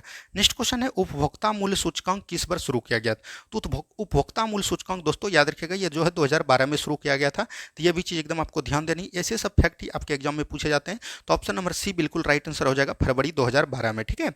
चलिए नेक्स्ट क्वेश्चन देखिए क्या बोला गया। नेक्स्ट क्वेश्चन है अखिल भारतीय, यहाँ पर से नेक्स्ट क्वेश्चन को देखिए, अखिल भारतीय उपभोक्ता मूल्य सूचकांक में सबसे ज़्यादा संयुक्त वजन वाला आइटम क्या है। तो संयुक्त वजन वाला आइटम जो होता है दोस्तों, ये याद रखिएगा खाने वाला चीज़, यानी कि खाद एवं पौने वाला चीज़। तो यही हो जाएगा, खाद एवं पेय हो जाएगा। ऑप्शन नंबर बी बिल्कुल राइट आंसर आपका हो जाएगा। अब देखिए यहाँ पर से खाद, तो खाद दिवस हम लोग कब मनाते हैं दोस्तों, तो याद रखिएगा 16 अक्टूबर 1945 को इसका स्थापना हुआ था। तो ये याद रखिएगा खाद दिवस जो है 16 अक्टूबर को हम लोग ही मनाते हैं। और इसका मुख्यालय कहाँ है दोस्तों, तो याद रखिएगा इटली के रोम में है। कहाँ पर है दोस्तों, इटली के रोम में है। तो यह भी चीज जानकारी आपको पता रहनी चाहिए। चलिए बढ़ते हैं हम लोग अगले प्रश्न की तरफ। नेक्स्ट क्वेश्चन देखिए क्या बोला गया। नेक्स्ट क्वेश्चन है बेरोजगारी और मुद्रास्फीति की संयुक्त घटक कहलाती है, यानी बेरोजगारी और मुद्रास्फीति की संयुक्त घटक दोस्तों क्या कहलाता है। याद रखिएगा जब बेरोजगारी भी हो जाए, मुद्रास्फीति हो जाए, और याद रखिएगा विकास जो है रुक जाए। क्या हो जाए दोस्तों, विकास जो है एकदम रुक जाए, उसको हम लोग बोलते हैं स्टैगफ्लेशन। क्या बोलते हैं दोस्तों, स्टैगफ्लेशन बोलते हैं। तो यह भी चीज़ ध्यान रखनी है, यह परिभाषिक शब्द है, यह भी चीज़ ध्यान रखिएगा। ऑप्शन नंबर सी बिल्कुल राइट आंसर आपका हो जाएगा। चलिए बढ़ते हैं हम लोग अगले प्रश्न की तरफ। नेक्स्ट क्वेश्चन को ध्यान से देखिए क्या बोला गया दोस्तों। यहाँ पर से नेक्स्ट क्वेश्चन दिया गया है, गृहस्थ द्वारा खरीदी गई उपभोक्ता वस्तुओं तथा सेवाओं की औसत कीमत को मापने वाला एक सूचकांक क्या है। यानी कि गृहस्थ में खरीदी हुई वस्तु उपभोक्ता को जो सेवाओं में औसत कीमत को मापने वाला, उसको क्या बोलते हैं दोस्तों। तो याद रखिएगा, उसको बोलते हैं उपभोक्ता कीमत सूचकांक। क्या बोलते हैं दोस्तों, उपभोक्ता कीमत सूचकांक बोलते हैं। तो ऑप्शन नंबर सी बिल्कुल राइट आंसर आपका हो जाएगा यहाँ पे। चलिए बढ़ते हैं हम लोग अगले प्रश्न की तरफ। नेक्स्ट क्वेश्चन को ध्यान से देखिए, यहाँ पर से क्या बोला गया है। नेक्स्ट क्वेश्चन यहाँ पर दिया गया है दोस्तों, कौन भौतिक पूंजी का उदाहरण नहीं है। देखिए भौतिक पूंजी हम उसको बोलते हैं जिसको कि दोस्तों हम लोग कच्चे माल या बोल सकते हैं कि मानव द्वारा निर्मित चीज को हम लोग भौतिक पूंजी बोलते हैं। भौतिक पूंजी कहने का मतलब हुआ कि मशीन हो गया, कच्चा माल हो गया, भवन हो गया, ये सब चीज याद रखिएगा भौतिक पूंजी है, ठीक है। लेकिन शिक्षा व प्रशिक्षण ये भौतिक पूंजी नहीं है, तो ये भी चीज ध्यान रखिएगा। ऑप्शन नंबर डी बिल्कुल राइट आंसर आपका हो जाएगा। क्या होगा दोस्तों, ऑप्शन नंबर डी बिल्कुल राइट आंसर आपका हो जाएगा। ये सब भौतिक पूंजी है, लेकिन याद रखिएगा ये जो है भौतिक पूंजी नहीं आता है। तो ऑप्शन नंबर डी बिल्कुल राइट आंसर आपका हो जाएगा। चलिए नेक्स्ट क्वेश्चन यहां पर से दिया गया है दोस्तों। नेक्स्ट क्वेश्चन को ध्यान से देखिए, निम्नलिखित में से कौन सा मुद्रा बाजार उप बाजार नहीं है। यानी कि उप बाजार नहीं है, तो ये भी चीज ध्यान रखिएगा। तो उप बाजार में साधन बाजार नहीं आता है, तो ये भी चीज ध्यान रखिएगा। वैसे जो है याद रखिएगा, उप बाजार में ये आता है मुद्रा बाजार आता है, जिसको काल मुद्रा बाजार भी कहते हैं, संपार्श्विक ऋण बाजार भी आता है, स्वीकृति बाजार भी आता है। लेकिन याद रखिएगा साधारण साधन बाजार जो है ये जो है आपके उप बाजार में नहीं आता, तो ये भी परिभाषिक शब्द है, इसको एकदम ध्यान देनी है। नेक्स्ट क्वेश्चन की तरफ बढ़िए। नेक्स्ट क्वेश्चन देखिए क्या बोला गया है। नेक्स्ट क्वेश्चन है, ऐसा बाजार जिसमें लेन देन भविष्य में किसी खास समय के लिए संपन्न होगा, उसको क्या कहते हैं। यानी किसी खास, यानी भविष्य की बात करता है, तो उसको हम लोग क्या करते हैं, किसी भी चीज को वादा कर देते हैं कि हाँ आपका जो भविष्य में ये चीज होगा, इसको हम लोग वायदा बाजार के नाम से जानते हैं। क्या जानते हैं दोस्तों, वादा नहीं, वायदा बाजार से। चलिए उम्मीद है कि आप लोगों को क्वेश्चन समझ में आ रहा होगा। देखिए क्वेश्चन को आप करते जाइए, आपका टोटल क्वेरीज दूर हो जाएगा। इकोनॉमिक्स बहुत बड़ा सब्जेक्ट है दोस्तों, इसको उतना गहराई में पढ़ने की कोई जरूरत नहीं है, क्योंकि आपका जो परीक्षा मांग ही नहीं करता है इकोनॉमिक्स का। चलिए नेक्स्ट क्वेश्चन देखिए, भारत में बजट निर्माण का कार्य किया जाता है। तो भारत में दोस्तों बजट निर्माण का कार्य किसके द्वारा किया जाता है, तो आपको पता होगा ये जो करते हैं वित्त मंत्रालय द्वारा। आपको पता है कि बजट का चर्चा भारतीय संविधान में कहीं नहीं है, लेकिन इसके जगह पे याद रखना है वार्षिक वित्तीय विवरण है। क्या है दोस्तों, वार्षिक वित्तीय विवरण है, तो ये भी चीज एकदम आपको ध्यान देनी है। वार्षिक वित्तीय विवरण अनुच्छेद कितना में है, तो आपको ध्यान देनी है 112 में है। और बात करेगा ये जो है आपका कितना भाग में है, तो भाग आपका 12 में भी है। तो ये भी चीज एकदम आपको दोनों ध्यान देनी है, और ये लेटेस्ट एग्जाम 2022 में पूछा गया है। चलिए नेक्स्ट क्वेश्चन देखिए क्या बोला गया, राजकोषीय घाटे को किसे परिभाषित किया जाता सकता है। तो राजकोषीय घाटा हम किसको कहते हैं दोस्तों, तो ये चीज एकदम ध्यान देना। जैसे मान के चलिए कि कुल व्यय आपका हुआ, कुल व्यय जिसमें कि पूंजी भी है और राजस्व भी है, और उसमें जो है हम जब घटा देंगे कुल आय को, यानी कि जितना भी हम ऋण असूले, मतलब कि प्राप्त किए पूंजी वाला ऋण और जो याद रखिए राजस्व वाला ऋण, उसको हम टोटल में घटा देंगे, तो इसमें आपका पता चल जाएगा क्या, राजस्व घोटा। तो राजकोषीय घोटा का एकदम मान शर्त है, कुल व्यय में कुल आय को घटा देते हैं। तो राजकोषीय घाटा में याद रखिएगा कुल व्यय को कुल प्राप्तियों कुल आय ही बोलते हैं इसको। ऑप्शन नंबर बी बिल्कुल राइट आंसर आपका हो जाएगा यहां से, ठीक है। चलिए बढ़ते हैं हम लोग अगले प्रश्न की तरफ। नेक्स्ट क्वेश्चन देखिए क्या बोला गया, विद्यालय की इमारत में रख रखाव में क्या जाने वाला खर्च है। तो विद्यालय का जब इमारत में रख रखाव करते हैं, तो इसमें पूंजीगत भी होता है और विकास दोनों भी होता है, ठीक है। पूंजीगत भी कर दिया, यानी कोई पूंजी लगाया, और विकास भी हो गया भवन का, तो इसमें ऑप्शन नंबर डी बिल्कुल राइट आंसर आपका हो जाएगा। चलिए नेक्स्ट क्वेश्चन देखिए क्या बोला गया। नेक्स्ट क्वेश्चन यहाँ पर है दोस्तों, यदि एक अर्थव्यवस्था में एक बिंदु पर समवस्था जहां निवेश और बचत की योजनाएं बराबर हो, जब दोनों चीज बराबर हो गया दोस्तों, तो इसका क्या होगा, आय भी बराबर होगा। जब भी इस तरह एग्जाम में आपको मिले कि दोनों चीज बराबर हो, तो यहाँ पर आय आपको खोजना है, और आय जो है याद रखिएगा ये बराबर होगा। ऑप्शन नंबर बी बिल्कुल राइट आंसर आपका हो जाएगा, ठीक है। चलिए नेक्स्ट क्वेश्चन देखिए क्या बोला गया। नेक्स्ट क्वेश्चन है, आकस्मिक निधि को राष्ट्र कैसे व्यय कर सकता है। तो आकस्मिक निधि की चर्चा याद रखिएगा संविधान के 267 अनुच्छेद में है। और अगर बात करें कि एक होता है दोस्तों क्या, आकस्मिक निधि हो गया, एक होता है संचित निधि। तो संचित निधि की चर्चा 266 में है। आकस्मिक निधि याद रखिएगा मतलब केंद्र के लिए भी यही है और राज्य के लिए भी यही है। आकस्मिक निधि करने का मतलब हुआ, आप जब पटना में पढ़ाई करते होंगे दोस्तों, तो आपके घर से प्रत्येक महीना 5,000 रुपया आता होगा। लेकिन कई कारणवश होता है कि सभी का मतलब पिताजी किसान के, अधिकतर तो 80% किसान ही क्षेत्र में आते हैं। तो याद रखिएगा जब किसान के क्षेत्र में आते हैं, तो हो सकता है कि आपके पास जो है कभी कभी महीना में पैसा नहीं बचता होगा, या तो ये होता होगा कि आपको जो है 2,000 हमने भेज दिया और अगले 15 दिन में आपको 3,000 भेज दिया जाएगा। तो इसी में मतलब कि आपको कैसे काम चलाते हैं, उसीलिए याद रखिएगा सरकार के कुछ संचित निधि से, मतलब आकस्मिक निधि, सरकार के कुल व्यय से हम कुछ रुपया निकाल लेते हैं, मतलब कि आकस्मिक निधि उसी को बोला जाता है, ठीक है। तो यहाँ पर से हो जाता है, और ये जो हम निकालते हैं संसद का इसमें कोई भी हस्तक्षेप नहीं होता है, लेकिन संसद तैयार करता है कि कितना निकालना चाहिए, यानी और संसद के इसमें अनुमति नहीं चाहिए। तो ऑप्शन नंबर सी हो जाएगा, संसदीय स्वीकृति के पूर्व, ठीक है। संसद के स्वीकृति होने से पहले ही निकाल लेते हैं। चलिए नेक्स्ट क्वेश्चन की तरफ बढ़िए। नेक्स्ट क्वेश्चन देखिए क्या बोला गया। आयात और निर्यात पर लगने वाला कर है, आयात और निर्यात पर जो लगने वाला कर है उसको हम लोग बोलते हैं सीमा शुल्क। क्या बोलते हैं दोस्तों? सीमा शुल्क बोलते हैं। तो ये भी चीज ध्यान देनी है। ऑप्शन नंबर सी बिल्कुल। और ये एक प्रकार का याद रखिएगा, सीमा शुल्क आपका प्रत्यक्ष कर है। क्या है दोस्तों? प्रत्यक्ष कर है। तो ये भी चीज एकदम आपको ध्यान देनी है, ठीक है। सीमा शुल्क आपका प्रत्यक्ष कर में आता है, नहीं सीमा शुल्क दोस्तों आपका अप्रत्यक्ष कर आता है। क्या आता है? अप्रत्यक्ष कर। अब देखिए यहाँ पर से कई बार आपको फंसते होंगे क्वेश्चन में कि प्रत्यक्ष कर क्या है, अप्रत्यक्ष कर क्या है।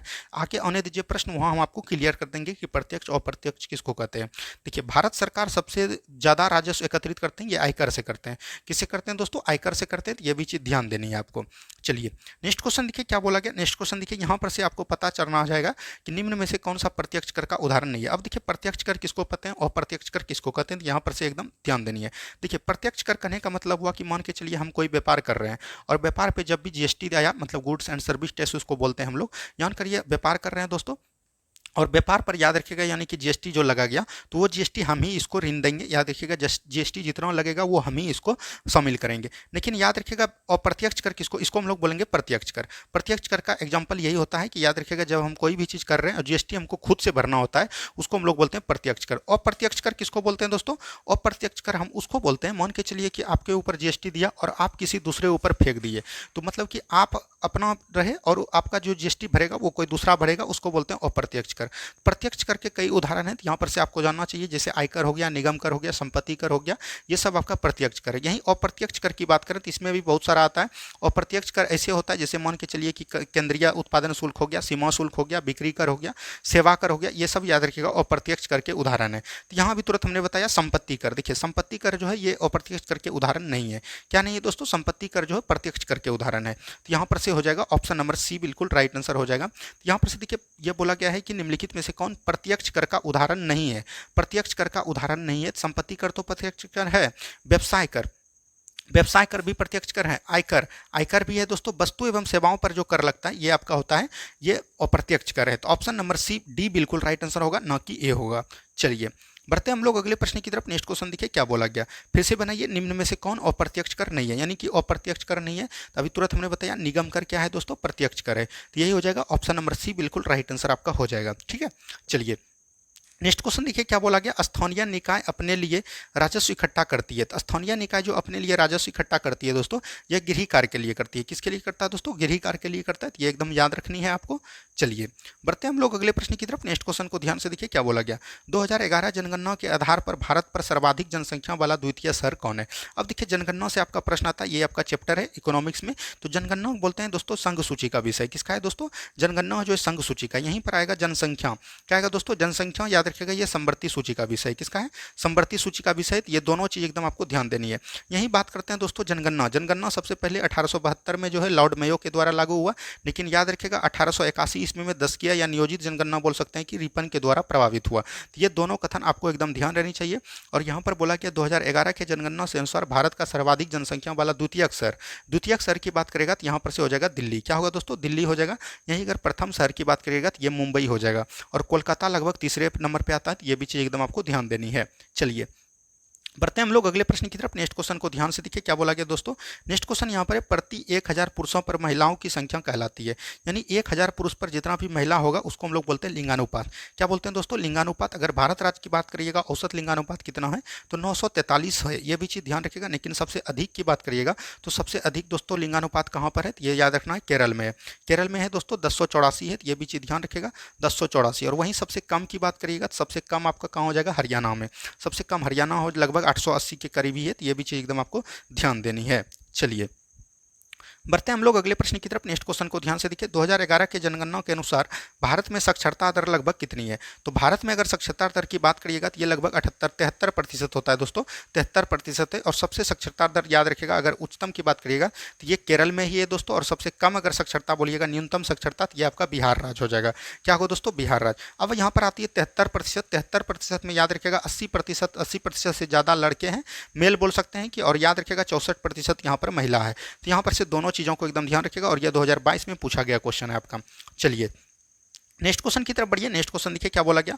2011 में भारत में निम्नलिखित सर पूर्वोत्तर राज्यों में से किसमें महिला साक्षरता दर तुलनात्मक रूप से न्यूनतम है। सबसे अगर कम की बात करेगा महिला दर अगर पूर्वोत्तर राज्य में, तो वो असम में है। तो ये भी चीज ध्यान रखनी है। ऑप्शन नंबर ए बिल्कुल राइट आंसर आपका हो जाएगा। ठीक है, नेक्स्ट क्वेश्चन देखिए क्या बोला गया। नेक्स्ट क्वेश्चन है जनगणना 2011 के अनुसार राष्ट्रीय औसत के अधिक जनसंख्या घनत्व वाला राज्यों में केंद्र शासित प्रदेश की जनसंख्या कितनी है। अगर केंद्र शासित प्रदेश जनसंख्या घनत्व के बारे में पूछेगा तो यहाँ पर 16 हो जाएगा। कितना होगा दोस्तों, 16 हो जाएगा। तो ये भी चीज ध्यान रखिएगा। सबसे अधिक जनसंख्या घनत्व किस राज्य में है, तो आपको बिहार में मिलेगा। और सबसे कम की बात करिएगा तो यहाँ आपका हो जाएगा अरुणाचल प्रदेश। बिहार में दोस्तों 1106 पर व्यक्ति है, तो ये भी चीज ध्यान रखनी है। और अगर बात करिएगा अरुणाचल प्रदेश में मात्र 17 है। तो ये चीज दोनों एकदम आपको समान रहनी चाहिए। चलिए नेक्स्ट क्वेश्चन देखिए क्या बोला गया। नेक्स्ट क्वेश्चन है किस वर्ष राष्ट्रीय जनसंख्या नीति एनएनपी लागू की गई। ये जो 2000 किया गया दोस्तों, फरवरी 2000 में, और इसका स्थापना किया गया था 1976 में। तो ये भी चीज एकदम आपको ध्यान देनी है। चलिए नेक्स्ट क्वेश्चन की तरफ बढ़िए। नेक्स्ट क्वेश्चन देखिए क्या बोला गया। जनगणना 2011 के अनुसार राष्ट्रीय औसत आय से अधिक लिंगानुपात वाले राज्यों में केंद्र शासित प्रदेशों की संख्या कितनी है। यानी कि राज्य एवं केंद्र शासित प्रदेश लिंगानुपात की दृष्टि से दोस्तों ये 18 हो जाएगा। कितना हो जाएगा दोस्तों, 18 हो जाएगा। अभी तुरंत हमने बताया लिंगानुपात सबसे अधिक कहाँ पर है। चलिए नेक्स्ट क्वेश्चन देखिए क्या बोला गया। नेक्स्ट क्वेश्चन है जनसंख्या की दृष्टि से सबसे बड़ा दूसरा राज्य कौन होगा। तो जनसंख्या की दृष्टि से दूसरा सबसे बड़ा राज्य पूछा जा रहा है। तो दूसरा सबसे बड़ा राज्य हो जाएगा दोस्तों महाराष्ट्र। कौन हो जाएगा दोस्तों, महाराष्ट्र। वहीं सबसे पहला पूछेगा तो उत्तर प्रदेश हो जाएगा। और तीसरे नंबर पर आपका बिहार आता है। चलिए नेक्स्ट क्वेश्चन की तरफ बढ़िए। नेक्स्ट क्वेश्चन देखिए क्या बोला गया। निम्नलिखित में से किस राज्य में जनसंख्या का घनत्व प्रति वर्ग किलोमीटर सबसे अधिक है। तो ये बिहार में है, अभी तुरंत बताया। और सबसे कम आपका हो जाएगा अरुणाचल प्रदेश। चलिए बढ़ते हैं हम लोग अगले प्रश्न की तरफ। नेक्स्ट क्वेश्चन देखिए क्या बोला गया। सन 2001 में जनगणना के अनुसार भारत की कितनी प्रतिशत जनसंख्या नगरीय है। अगर नगरीय 2001 के जनसंख्या के अनुसार पूछेगा तो उस समय दोस्तों याद रखिएगा 31% था। कितना था दोस्तों, 25%। लेकिन वर्तमान में याद रखिएगा 31.5% है। तो ये भी चीज एकदम आपको ध्यान देनी है। ठीक है, वर्तमान में 2011 जनगणना के अनुसार पूछेगा तो ये 31% आपको टिक लगानी है। चलिए नेक्स्ट क्वेश्चन देखिए क्या बोला गया। नेक्स्ट क्वेश्चन है निम्न में से किस राज्य में जनगणना 2001 के अनुसार नगरीय जनसंख्या का प्रतिशत सबसे अधिक रहा है। तो सबसे अधिक 2011 में अगर पूछेगा 2001 के जनसंख्या के अनुसार से, तो ये तो आपका हो जाएगा तमिलनाडु। लेकिन वर्तमान में अगर पूछेगा 2011 के अनुसार दोस्तों, तो 2011 से याद रखिएगा ये आपका महाराष्ट्र हो जाएगा। ठीक है, चलिए नेक्स्ट क्वेश्चन की तरफ बढ़िए। नेक्स्ट क्वेश्चन देखिए क्या बोला गया। 2011 की जनगणना के अनुसार भारत में निम्नलिखित में से किस राज्य में लिंगानुपात सर्वाधिक रहा। आपको 2011 में पूछा जा रहा है। सबसे अधिक लिंगानुपात वाला राज्य कौन था दोस्तों, केरल। लेकिन केरल जब नहीं है तो दूसरे स्थान पे तमिलनाडु है। वहीं बात कीजिएगा सबसे अधिक आपको मतलब कि शिक्षा वाला, साक्षरता वाला केंद्र शासित प्रदेश, तो लक्षद्वीप हो जाएगा। वर्ष 2011 की जनगणना अनुसार भारत में न्यूनतम जनसंख्या घनत्व वाला राज्य कौन है। तभी तुरंत बताया अरुणाचल प्रदेश। कौन है दोस्तों, अरुणाचल प्रदेश है। ये सब प्रश्न अगर एक बार आप समझ लेते हैं तो बहुत ही अच्छे तरीके से तुरंत बना लीजिएगा। नेक्स्ट क्वेश्चन है भारत के किस राज्य में शिशु मृत्यु दर सबसे कम है। सबसे कम शिशु मृत्यु दर कहाँ है दोस्तों, तमिलनाडु में। कहाँ पर है दोस्तों, तमिलनाडु में है। अगर सबसे कम बोलेगा तो यहाँ पर से अगर 2011 की जनगणना के अनुसार पूछेगा तो ये आपका हो जाएगा केरल। केरल में सबसे साक्षरता है तो वहीं पर सबसे न्यूनतम दर है। तो यहाँ पर से इसका आंसर ये नहीं होगा, ऑप्शन नंबर बी होगा। ठीक है, चलिए नेक्स्ट क्वेश्चन देखिए क्या बोला गया। नेक्स्ट क्वेश्चन है बिहार में किस राज्य में साक्षरता दर न्यूनतम है। तो भारत के किस राज्य की साक्षरता दर न्यूनतम है। तो ये बिहार हो जाएगा। कहाँ हो जाएगा दोस्तों, बिहार हो जाएगा। ऑप्शन नंबर ए बिल्कुल राइट आंसर आपका हो जाएगा। ठीक है, चलिए नेक्स्ट क्वेश्चन देखिए क्या बोला गया। नेक्स्ट क्वेश्चन है 2011 की जनगणना के अनुसार सर्वाधिक जनसंख्या किस राज्य की है। तो उत्तर प्रदेश, अभी तुरंत बताया। 1 नंबर पे उत्तर प्रदेश, 2 नंबर पे मुंबई महाराष्ट्र बोल सकते हैं, 3 नंबर पे आपका बिहार हो जाएगा। चलिए बढ़ते हैं हम लोग अगले प्रश्न की तरफ। नेक्स्ट क्वेश्चन को ध्यान से देखिए क्या बोला गया। वर्ष 2011 की जनगणना के अनुसार भारत में वह राज्य जहां न्यूनतम जनसंख्या घनत्व दर्ज किया गया वह कौन है। तो न्यूनतम सबसे अधिक कहाँ है, अरुणाचल प्रदेश में। और सबसे अधिक पूछेगा तो ये आपका बिहार हो जाएगा। तो ये भी चीज़ एकदम आपको ध्यान देनी है। चलिए नेक्स्ट क्वेश्चन की तरफ बढ़ते हैं हम लोग। नेक्स्ट क्वेश्चन को ध्यान से देखिए क्या बोला गया। नेक्स्ट क्वेश्चन यहाँ पर है 2001 की जनगणना के अनुसार भारत की जनसंख्या, ये तो 2001 का पूछेगा तो ये 1029 था। लेकिन अभी जो वर्तमान में 121 करोड़ है। तो ये भी चीज़ एकदम आपको ध्यान देना है। कितना दोस्तों, 121। अभी आपको 2011 के जनगणना के अनुसार ही चलना है। जब 2021 में जनगणना नहीं हुआ दोस्तों, तो इसके अनुसार से अभी अगर पूछेगा तो 140 करोड़ प्लस है। लेकिन याद रखिएगा 2011 के जनगणना के अनुसार आपको एग्जाम में टिक लगाना है तो 121 करोड़ हो जाएगा। चलिए नेक्स्ट क्वेश्चन देखिए क्या बोला गया। नेक्स्ट क्वेश्चन है 2001 से 11 दशक में भारत में निम्नलिखित राज्यों में से सर्वाधिक जनसंख्या वृद्धि दर कहाँ रहा। मेघालय में। सबसे अधिक वृद्धि कहाँ हुआ दोस्तों, मेघालय में हुआ। तो याद रखिएगा। और न्यूनतम अगर पूछेगा आपको सबसे न्यूनतम 2011 जनगणना के अनुसार, तो याद रखिएगा नागालैंड। कहाँ दोस्तों, नागालैंड में यहाँ धनात्मक ऋणात्मक वृद्धि रहा। तो ये भी चीज़ ध्यान देनी है। चलिए नेक्स्ट क्वेश्चन देखिए क्या बोला गया। नेक्स्ट क्वेश्चन है, भारत में जनगणना 2011 के अंतिम जनसंख्या योग पीसीए के अनुसार निम्न में से भारत के किस राज्य केंद्र शासित प्रदेश में लिंग अनुपात सबसे कम है। तो ये दमन और दीप है, तो ये भी चीज ध्यान रखना है। दमन और दीप को अभी मिलाकर बना दिया, याद रखिएगा। मतलब कि इसमें जो है किसको मिलाया है दोस्तों, इसमें एक और केंद्र शासित प्रदेश को, नागर हवेली को मिलाया है, तो ये भी चीज ध्यान देनी है। चलिए बढ़ते हैं हम लोग अगले प्रश्न की तरफ। नेक्स्ट क्वेश्चन को ध्यान से देखिए क्या बोला गया। नेक्स्ट क्वेश्चन है, भारत की जनगणना 2011 में अंतिम जनसंख्या योग पीसीए के अनुसार निम्न में से सबसे राज्य में महिला साक्षरता दर सबसे कम कहां पर है। तो महिला साक्षरता दर अगर सबसे कम पूछेगा दोस्तों तो ये बिहार में ही हो जाएगा। ऑप्शन नंबर सी बिल्कुल राइट आंसर आपका हो जाएगा। चलिए नेक्स्ट क्वेश्चन देखिए क्या बोला गया। नेक्स्ट क्वेश्चन है, वर्ष 2011 की जनगणना के अनुसार भारत का दूसरा सर्वाधिक जनसंख्या वाला शहर कौन है। तो दूसरा सबसे जनसंख्या वाला शहर अभी तुरंत कौन हो जाएगा दोस्तों, तो याद रखिएगा दिल्ली। और पहला पूछेगा तो मुंबई हो जाएगा, और तीसरे स्थान पर याद रखिएगा कोलकाता आता है। चलिए नेक्स्ट क्वेश्चन की तरफ बढ़िए। नेक्स्ट क्वेश्चन देखिए क्या बोला गया। जनगणना 2001 के अनुसार निम्न में से किस राज्य में महिला साक्षरता प्रतिशत सर्वाधिक रही। साक्षरता पूछेगा तो ये केरल हो जाएगा, चाहे 2001 रहे 2011 रहे, तो ये भी चीज ध्यान रखिएगा। लगभग यहाँ अभी 96% तक साक्षरता है, तो ये भी चीज आपको ध्यान रहनी है। चलिए नेक्स्ट क्वेश्चन देखिए क्या बोला गया। नेक्स्ट क्वेश्चन है, निम्नलिखित राज्यों में से किसकी सबसे कम जनसंख्या है। तो सबसे कम जनसंख्या दोस्तों किसकी है, तो ये भी चीज ध्यान रखिएगा, सिक्किम हो जाएगा। ऑप्शन नंबर ए बिल्कुल राइट आंसर आपका हो जाएगा यहाँ पे। चलिए नेक्स्ट क्वेश्चन की तरफ बढ़िए। नेक्स्ट क्वेश्चन देखिए क्या बोला गया। नेक्स्ट क्वेश्चन यहाँ पर है, जनगणना 2001 के अनुसार किस व्यावसायिक वर्ग में भारत की कार्यशील जनसंख्या की संलग्नता द्वितीय सर्वाधिक रही है। तो द्वितीय सर्वाधिक दोस्तों किस क्षेत्र में रहा है, तो ये भी चीज ध्यान रखिएगा। तो यहाँ पर से प्रथम अगर पूछता तो ये तो आपका प्राथमिक हो जाता है, यहाँ पर द्वितीय क्षेत्र में पूछा है तो ये याद रखिएगा तृतीय क्षेत्र में ये पूरा ज़्यादा इसमें वृद्धि किया गया है 2011 के जनगणना के अनुसार। चलिए नेक्स्ट क्वेश्चन देखिए क्या बोला गया। नेक्स्ट क्वेश्चन है, पंजाब ने परंपरागत रूप से किसके द्वारा गरीबी को कम करने के लिए सफलता प्राप्त की है, वह कौन है। तो याद रखिएगा यहाँ पर कृषि होता है दोस्तों, ऊंची कृषि की इसमें, तो यहाँ पर से हो जाएगा उसी कृषिगत समृद्धि पर जो है याद रखिएगा पंजाब में जो है ये गरीबों को कम करने का सफलता प्राप्त किया है। चलिए बढ़ते हैं हम लोग अगले प्रश्न की तरफ। नेक्स्ट क्वेश्चन को ध्यान से देखिए, भारत में ग्रामीण क्षेत्रों में किस प्रकार का बेरोजगारी पाई जाती है। तो ग्रामीण क्षेत्रों में याद रखिएगा मौसमी बेरोजगारी भी बोलते हैं और उसको प्रच्छन्न बेरोजगारी, छुपी हुई बेरोजगारी को हम लोग प्रच्छन्न बेरोजगारी बोलते हैं, तो ये दोनों पाया जाता है। और याद रखिएगा छुपी हुई बेरोजगारी कृषि के क्षेत्र में देखने को मिलता है। चलिए बढ़ते हैं हम लोग अगले प्रश्न की तरफ। नेक्स्ट क्वेश्चन देखिए क्या बोला गया। अल्प बेरोजगारी तब होती है जब लोग, यानी अल्प बेरोजगारी तब होता है, मान के चलिए कि आपका काम करने का क्षमता है कि मान के चलिए आपका है कि 10 घंटा हम पढ़ सकते हैं, आप अपने मन में किए, लेकिन याद रखिएगा आप जब पढ़ने बैठे तो आप सो गए, मोबाइल देखने लगे, या तो मोबाइल में ही पढ़ रहे हैं उतना देर, तो ये जो है आपका होता है ये मतलब कि अल्प बेरोजगारी। अल्प बेरोजगारी करने का मतलब हुआ कि आपके क्षमता के अनुसार आप कम कार्य कर रहे हैं, उसी को बोलते हैं अल्प बेरोजगारी। तो अपनी क्षमता को कम करते हैं, तो ऑप्शन नंबर सी बिल्कुल राइट आंसर आपका हो जाएगा। ठीक है चलिए बढ़ते हैं हम लोग अगले प्रश्न की तरफ। नेक्स्ट क्वेश्चन को ध्यान से देखिए, निम्न में से किस क्षेत्र में मौसमी बेरोजगारी की समस्या होती है। कृषि के क्षेत्र में, किसमें दोस्तों, कृषि के क्षेत्र में मौसमी की बेरोजगारी होती है, तो ये भी चीज ध्यान देनी है। और दोस्तों जिसका भी कल एग्जाम है उसके लिए बेस्ट ऑफ लक, बार बार बोल रहे हैं अगेन बेस्ट ऑफ लक। लेकिन याद रखिएगा जिसका एग्जाम नहीं हुआ उसके लिए कल से जो है 5000 क्वेश्चन सिलेक्टिव आ रहा है, सुबह 8 बजे आपको मिल जाएगा, सुबह 8 AM में, ये भी चीज ध्यान देनी है। और जिसका एग्जाम नहीं हुआ है अभी वो डेली प्रैक्टिस सेट देखेंगे, और प्रैक्टिस सेट जो है रात में आपको 8 बजे आ जाएगा, और गर्दा प्रैक्टिस सेट आएगा। इसमें अगर आप अच्छा स्कोर कर लेते हैं तो आपको एग्जाम में ज़्यादा क्वेश्चन टकराने की उम्मीद रहेगी। ठीक है चलिए नेक्स्ट क्वेश्चन देखिए क्या बोला गया। नेक्स्ट क्वेश्चन यहाँ पर है, सामाजिक विकास की प्रक्रियाएं प्राथमिक रूप से निम्नलिखित में से किस एक उद्देश्य की ओर निर्देशित होती है।